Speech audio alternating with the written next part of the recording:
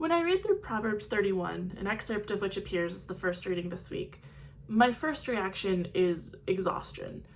A good wife works with willing hands, scripture tells us. She rises while it is night and provides food.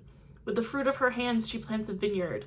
She opens her hand to the poor, she makes linen garments and sells them, and she does not eat the bread of idleness. Moreover, she does all this with a smile. Her children call her happy, scripture says.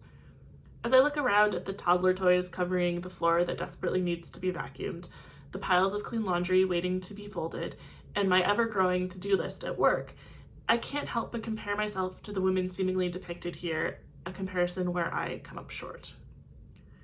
I'm not the only one who reads this passage as a list of requirements for the perfect wife and mother. Many Christians of all stripes have made much of the Proverbs 31 wife, depicting her as the ideal woman. The perfect woman, in other words, is one who can take care of the house, run her own business, feed her family, be home with her kids, and care for her husband. Of course, it's a husband. There's no room for LGBTQ identities in this view of womanhood, and she does it all with a smile. But further exploration into the passage suggests that perhaps these interpretations are missing something. Scripture tells us that this passage, which occurs at the very end of Proverbs, is a teaching King Lemuel learned from his mother. In Hebrew, the poem is an acrostic. Each line starts with a successive letter of the alphabet and lists a different quality. In Judaism, Midrashic traditions posit that perhaps this was a poem Abraham wrote for his wife Sarah, or alternatively, each line of the poem may be about a different woman in Israelite history, rather than some laundry list of traits one woman must embody all by herself.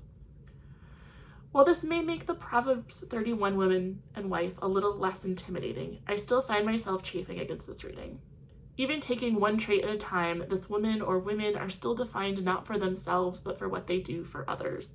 They're valued for the work they do, not for who they are, nor is there room for any other way of understanding womanhood outside of a cisgender, heteronormative marriage and motherhood. However, looking to the Hebrew, yet again, points to another important realization about this text.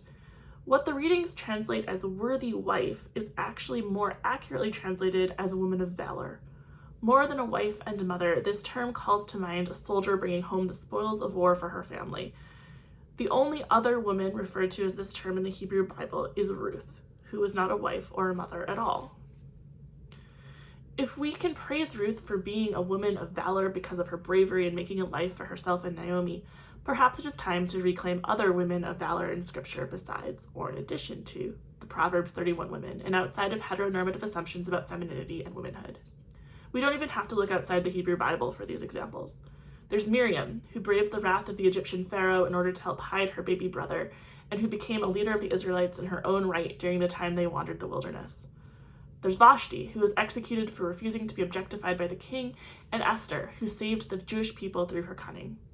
Deborah was the only female Israelite judge, and she helped lead her people into battle, while Yael was physically strong enough to kill her enemy by driving a tent stake into his skull. Even without considering the strong and subversive women of the New Testament, the list goes on. Eve, Hagar, Zipporah, Rahab, Tamar, Judith, and all the other named and unnamed women who show how varied biblical womanhood can be. We might not hear about all these women on Sunday mornings, but they are no less strong and full of valor than the Proverbs 31 woman.